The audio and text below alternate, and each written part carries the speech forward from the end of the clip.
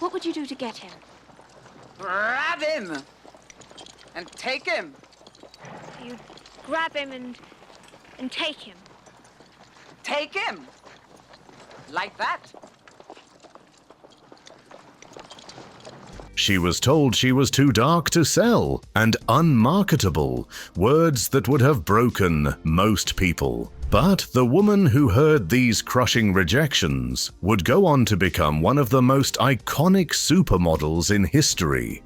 Behind fashion's fiercest icon lay years of enduring rejection, addiction, betrayal, and watching her entire world crumble before rising to legendary status.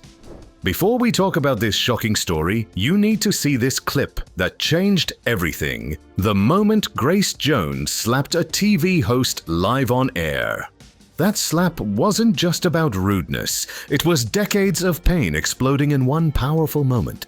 It's going on too long already. Well, it's only going to go on about another 6 minutes, and you're going to have another little part of it soon. Maybe I should go right now. No, don't go right now unless you really want to. Well, don't turn your back on me anymore. I can't look at you. Now, hold on, just a moment. Just a moment. Move your chair back a bit or something. This is the real story of Grace Jones, the hidden horrors behind the fierce facade that made her a legend. Let's go back to where the nightmare began. Jamaica, 1948. Grace Beverly Jones wasn't born into glamour. She was born into fear. Picture a little girl living with strict Pentecostal grandparents who saw sin in everything. No dancing, no makeup, no pants for girls, definitely no dreams of anything beyond church walls. This wasn't just strict parenting. This was psychological prison. Grace grew up believing that wanting to look beautiful was evil, that expressing herself was wrong. When she secretly collected costume jewelry or stole glances at fashion magazines. She wasn't just being rebellious, she was committing what her family called spiritual treason. The horror of growing up thinking your own desires make you evil, that stays with you forever. At 13, Grace moved to New York, hoping for freedom. Instead, she found her parents had become ministers too. The rules followed her across the ocean like a curse she couldn't escape. By 18, Grace walked into modeling agencies in New York with hope in her heart. What she got instead was a masterclass in cruelty. Agents looked at her 5 feet 8 inches frame, her angular features, her beautiful dark skin, and said words that would haunt anyone. Thanks, but no thanks. But it got worse. Much worse. When Grace tried Paris in 1970, thinking a new city meant new chances, agents were even more brutal. One agent looked her directly in the face and said, "I can't sell you. You're too dark." Imagine being told your skin color makes you damaged goods. Imagine being 22 years old and hearing that your very existence is unmarketable. That's not rejection. That's systematic dehumanization. Grace shared a cramped Paris apartment with 2 other struggling models, Jerry Hall and Jessica Lange, 3 future icons surviving on hope and whatever scraps the fashion world threw their way. They had no idea they were living with future legends because the industry made them all feel worthless. Slowly, things changed. Yves Saint Laurent took a chance. Then Kenzo. Suddenly, the face that was too dark became exactly what Paris wanted. But success in the fashion world came with its own horrors. Grace didn't just model. She fought for control on every shoot. She brought her own clothes because stylists didn't understand her. She refused to let makeup artists change her because she'd spent years being told she wasn't good enough, as she was. Fashion photographers from that era later admitted something chilling. She scared us a little. Think about that. Grown men in positions of power were intimidated by a woman who simply refused to be diminished. By the late 1970s, Grace had transformed from model to performer at Studio 54, the most exclusive nightclub in the world. She sang French torch songs over disco beats while wearing armor-like costumes that made her look inhuman, which was exactly the point. But Studio 54 wasn't just about glamour, it was about escape through substances. Cocaine flowed like champagne, and everyone partook, including Grace. What seemed like fun at the time was actually slow-motion destruction. The woman who'd grown up banned from secular music was now the queen of nightlife, performing in cages, descending from ceilings, becoming a living piece of art. But she was also becoming addicted to the very things that would nearly destroy her. October 1981. British television, The Russell Harty Show. This is where years of being dismissed, ignored, and disrespected finally exploded. Grace sat next to the host, looking stunning and ready to promote her work. Mid-conversation, Harty turned away from her to interview another guest. What happened next became legend. Grace didn't just tap him for attention, she slapped him. Hard. Then again, and again, on live television in front of millions of British viewers. The studio audience gasped. The host tried to laugh it off, but you could see the shock in his eyes. This wasn't just a slap. This was decades of rage finally finding its target. Grace never apologized. She never explained, because that slap wasn't just about rudeness. It was about every agent who said she was too dark, every photographer who tried to control her, every person who thought they could put Grace Jones in a box. By the mid-1980s, Grace Jones was everywhere: movies, music, fashion. She starred in Conan the Destroyer and nearly stole A View to a Kill as the Deadly Mayday.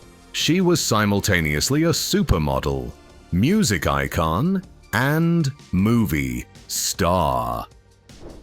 But behind the success, she was falling apart. The cocaine that started as party fuel at Studio 54 had become her master. In 1986, she was arrested in Jamaica for drug possession. Even though the tests came back clean and charges were dropped, the wake-up call was deafening. Grace Jones, the woman who intimidated everyone, was scared. Then came an even bigger horror: betrayal from within. Her accountant, someone she trusted with everything, had been stealing from her for years. Over half her money was gone. Years of work vanished into someone else's pockets while she was too high to notice. The woman who'd built an empire discovered she'd been robbed blind by someone who smiled at her while destroying her life. But the worst was yet to come. AIDS hit the creative community like a nuclear bomb. The Studio 54 crowd, her chosen family, her creative community, started dying one by one. I was depressed for 2 years, watching many of my friends die. Grace later said, "Imagine building your entire world around a community of artists, dancers, photographers, and designers, then watching them disappear. Person by person, memorial after memorial. The makeup artists who'd become friends, the photographers who'd shot her most iconic images, the beautiful boys who'd made New York nightlife magic, all gone. The woman who'd spent a decade being larger than life suddenly wanted to shrink, to disappear, to stop feeling everything so intensely." By the late 1980s, Grace was in hell, broke, heartbroken, battling addiction, and watching her world collapse. The industry that had once called her unmarketable now whispered about her being difficult and unstable. The final blow came from the person who mattered most. Her son Paolo, born in 1979, looked at his mother and asked a question that shattered her. "Mommy, do you remember when you used to be fun? How come you don't laugh anymore?" That question from her child cut deeper than any rejection, any slap, any betrayal ever could. But here's what makes Grace Jones legendary. She doesn't know how to stay down. 1991. I'm coming back in every way. I'm over this depression and I don't do drugs anymore. Not trying to come back, not hoping to come back, but I'm coming back. Period. Grace rebuilt slowly, privately. She got clean. She moved between Paris and New York, avoiding the spotlight that had nearly killed her. She took acting classes, recorded music when she felt like it, practiced yoga, and most importantly, she raised her son.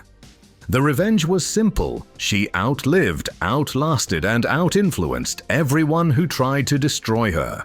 In 2008, at age 60, she released Hurricane, an album so vital and powerful that critics were stunned. This wasn't nostalgia. This was Grace Jones proving she was still ahead of the curve. 2012, Queen Elizabeth's Diamond Jubilee. Grace Jones, at 64 years old, sang Slave to the Rhythm while hula hooping for 4 minutes straight without stopping. The crowd lost their minds because this wasn't just performance. This was proof that Grace Jones could not be contained by age, by industry expectations, or by anyone's limitations but her own.